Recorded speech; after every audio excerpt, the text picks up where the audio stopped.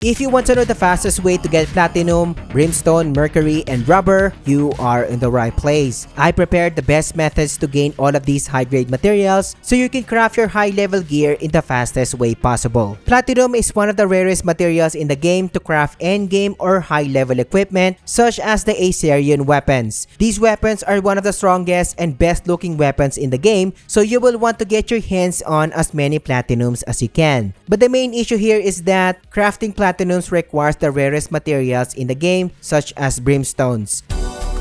Brimstones are not like your usual ore that you can farm from rocky formations or mountainside areas, but instead, there's a specific location where you can farm this rare material. The Deadfire Mountain offers the best spot for farming brimstones, and the specific location is shown on the screen right now. Make sure to activate the Abyss reset in the key area so we can reset the methods later on. I believe that this location was already available even before Chapter 9, since the magic surrounding the area does not include this specific spot. Comment down below if you have specific information on this one. Once you arrive in the area, you will notice right away that rocks are releasing yellowish gases, and these are the main sources of your brimstones. There are two main ways to farm brimstones in this area. The first one in any of these rock emitting gases, and I usually love messing with a tall rock that is emitting gas on its sides, like the one you are seeing in here. What you need to do here is pick any of the gas emitting holes and access your force pump technique.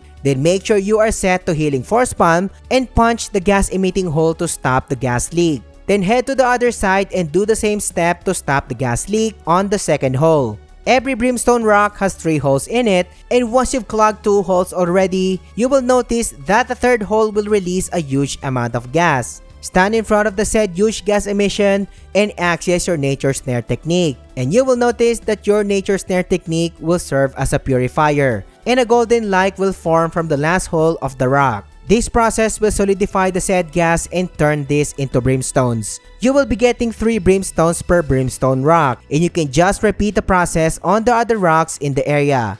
If you want a much faster and easier method, I suggest equipping multiple infinite arrows abyss gear on your build and reach 100% chance. Have at least 1 explosive arrow ready in your inventory and a decent bow. You can learn how to create tier 3 abyss gears in the fastest way possible by checking my ultimate abyss gear guide. Link in the description or find it by clicking the card here. If your abyss gear setup and bow are ready, notice the rocks that are spitting water on top of them. These are brimstone crabs stationed in the area that drops 1 to 3 brimstone per kill. What I usually do here is position myself near the abyss reset and start shooting all of the brimstone crabs around the area. It only takes 2 shots of explosive arrows to take down each crab, and I usually do the killings in a clockwise motion. Once all of the targets are dead, start looting all of the brimstones in the area with your pet. After getting all of the brimstones, fast travel back to the abyss reset to reset the brimstone crabs, rinse and repeat. Keep in mind as well that it only takes 2 force pump techniques and a few strikes to take these crabs down if you don't want to use the explosive arrow technique. And if you are getting value so far, subscribe to the channel. Liking the video and engaging in the comments helps me more than you can imagine. Or consider supporting us on Patreon or by becoming a channel member today, and I appreciate your support. Mercury is the second key material in crafting platinum bars. Compared to brimstone, these are harder to come by because of the limited farming spots this material has. And before you can start farming mercury, you will need any kind of frost-inducing skill or action to freeze a pond of mercury and turn it into solid ores. And the easiest one is unlocking the frost element and by having a bow and arrows. And of course, the charge shot ability needs to be unlocked so you can pull off the skill. And once again, learn how to unlock the frost element by checking the description or the card here since I covered the location on this channel. The frozen shot method can be pulled off by pressing the L2 button or the left trigger and the right trigger simultaneously. Shooting the pond with your charged frozen shot will freeze the parts of the mercury pond. Then the frozen mercury puddles will shatter and turn into mercury. The second method is using the Cuckoo Frost Spitter, a weapon that can directly freeze targets, which in this case will be used as a farming tool to freeze mercury ponds. While I don't suggest aiming for this weapon just because you want to farm mercury because it is overkill, and you are fine using the previous method. I am just putting this here just in case you have already crafted the weapon and take advantage of it. The first Mercury spot can be found in the Silver Wolf Mountain, located exactly at the region's landmark. Make sure to activate the Abyss Nexus on the screen right now so you can access the spot later on. Find the spot from the Abyss Nexus by gliding to the marked location on the map and you will eventually see the spot. I'm showing you the surroundings from a bird's eye view so you can set your direction straight. And once you arrive in the Mercury pond, use either the frozen shot method or the cuckoo frostbiter method to freeze the pond. Then wait for all of the frozen pod dust to shatter and get your precious Mercury. Keep in mind as well that these ponds respawn their Mercury every 3 days. The second spot to farm Mercury is the Smoking Lance Heart location, located near the Deadfire Mountain. The checkpoint for this spot is the Abyss Crescent, stationed in Fuming Lance Ruins. You can unlock this location by solving the mini puzzle in the area, and I will show you the short answer to this puzzle. From the Abyss Crescent, use your Focus Light ability to burn all of the vines surrounding the fountain area. Once all of the vines are cleared, use your stab ability to rotate all of the pillars where the water is coming from, and making sure that all of the falling water will hit the actual fountain itself or the pool area.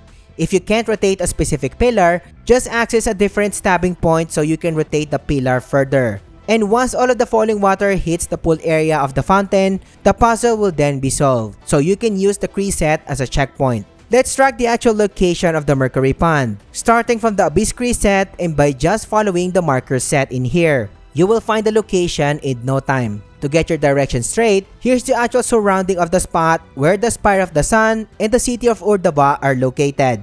Once you are set, gather your Mercury by freezing the pond and come back after 3 days to both of the spots mentioned for more. Another rare material that a platinum bar requires is the holy water, and there are 2 major ways of farming these. Each church in the map offers holy water for a player to take advantage of for a very low price. We do have 6 major churches in the game and 1 monastery. 2 can be found in the region of Hernan, located in the main town, and the other one is situated in Calfade, near the borders of Peilun. 3 major churches in Demenes and a monastery. First is the main cathedral of the town of Demenes, and the second one is the church east of Demenes, located in the Golden Plains region. And the church of the West Demenes is just located northwest of the actual town. And then finally, the Riventine Monastery, where you can seek absolution and buy holy water as well. Take note of this location as we will be going back in here later on. And finally, the Church of Delesia, located in the town itself. Overall, that's 7 locations that sells holy water. And as mentioned, they all restock every day, giving you a stable 7 holy waters per day. Now, if you simply can't wait for another day to get holy waters, you can get more in Riventine Monastery. Head to the place and you will notice right away that priests are hanging around the vicinity. If you have a lot of copper pouches, give every priest you can see in the area and build their trust to 100. And in return, they will give you holy water ranging from 1 to 2 per interaction.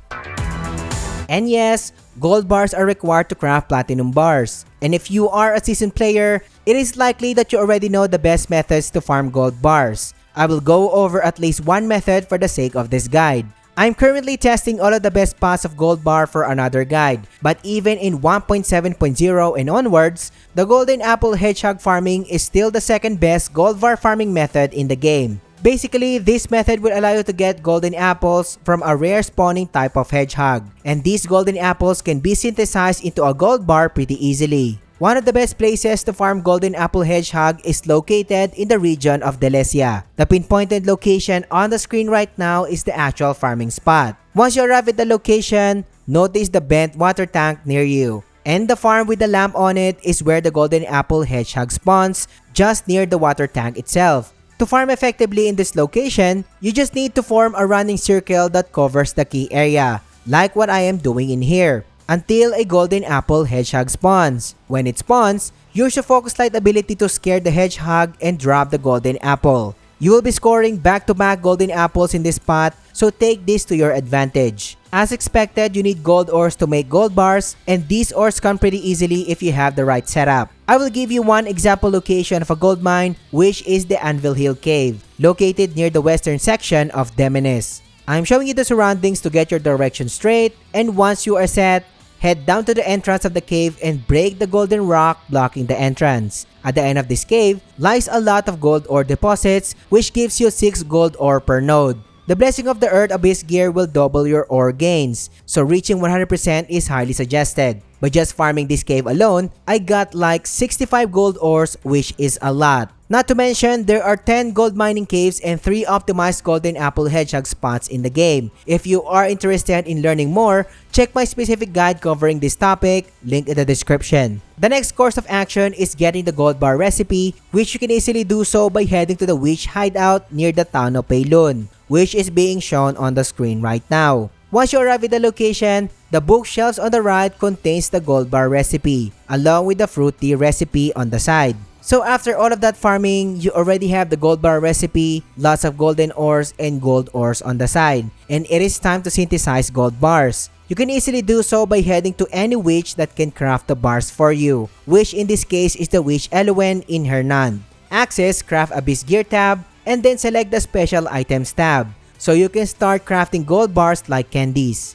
And with all said and done, what's left here is crafting the platinum bars with all of the key rare materials that you've farmed so far. But of course, it has its own recipe as well, so get the platinum recipe by heading to the Stone Institute, located in the southwestern section of Hernan. From the front section of the Stone Institute, where the Spire of the Stars can be seen, start your journey by navigating the long straightforward bridge until you reach the entrance of the Institute. Once you've reached the main entrance and behind the round Abyss Monument, access the entrance of the Archives. Navigate the first section of the Archives and head to the next section of the area ahead of you. Access the staircase on the right that will lead you to the upper section of the Archive. At the end of the staircase, head to your left and access the left-hand side of the Archives. At the end of this hallway, find the platinum recipe hidden in the bookshelves. Head back to Elowen and craft your sweet platinum bars since you already have the key materials in your inventory. And then you can use the platinum bars to craft endgame weapons such as the Aeserion longsword in here, which is objectively one of the best longswords in the game. While rubber, on the other hand, is another rare material required to craft special tools such as the Old World Axe or upgrade your Cuckoo Coolers and more. There are a handful of ways to farm rubber, but the most effective and easy way to farm rubber passively is by cultivating your own rubber trees in your camp. The earliest rubber tree seeds that you can get easily is by heading to any dock location where a lot of fishermen are located. Like for example, here is the Upper Nas River dock. When you arrive in the key area, save your game first and then start gifting the fishermen in the area with low-grade materials or copper pouches. When their trust reaches 100, you will have the chance to get an engraved wooden box. If you fail to get the said box, simply load your save and try again. But if you do get an engraved wooden box, save your game and try opening the box. You will be getting a random type of seed on each attempt, so just save and load your progress until you get a rubber seed. Keep in mind that you just need one rubber seed to have an infinite amount of source of rubber, and this will make sense in a second. After getting rubber seeds, head back to your camp and start planting the seeds in your farm. Wait for the rubber tree to be fully grown so you can harvest your grown rubber. But the best thing here is that this tree gives you rubber seeds as well. And this is where the infinite farming cycle continues, since you can just plant more rubber seeds and get more seeds in the process. But what if you want a much easier rubber seed source? From the town of Demenis, you can go straight to Varnia, which is an endgame location located north of Crimson Desert, past the Traders Expanse region. The location, pinpointed on the screen right now, will lead you to Varnia's grocer shop. Increase the vendor's trust to 100 so you can get his contract and buy rubber seeds directly. Head back to your camp and use the contract so you can buy rubber seeds from your camp merchant every single day. But what if you want a faster method that gives you infinite amount of rubber? It is 100% possible, but you need a ton of magic sites to do it. You can get magic sites by unlocking the specific research in the village of Pororin. The key research here is the secret tools of life,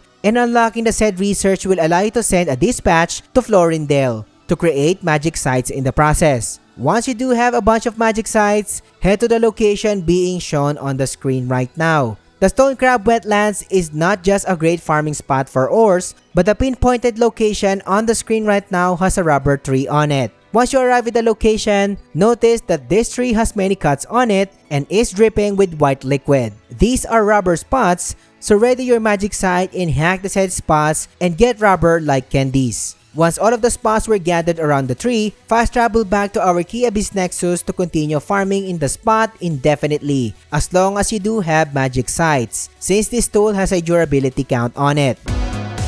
But what if I told you that there's an easier and earlier way to farm Brimstone, Mercury, and Rubber? The trolls in the Skullstone Institute will give you Brimstone, Mercury, Rubber, and a Faded Abyss artifacts when you progress their trust to 100. Just in case you missed the spot, I'm showing the location again on the screen right now. What's crazy here is that they only require animal skins to progress their trust meter. These animal skins are so common if you know where to farm. And the location on the screen right now in Hernand is the answer to your question. This spot can spawn a lot of deer, cubs, and more. Since the animals spawn near an abyss nexus, you can just tap on the nexus and fast travel on it to respawn all of the animals without long loading times. So farm a lot of animal hides and head back to Skullstone and gift every troll on site. You will be piling up Brimstone, Rubber, and Mercury super fast with this method. Truly the best methods to farm high grade materials, but what if you want to know the best mid game upgrades that you can't afford to miss?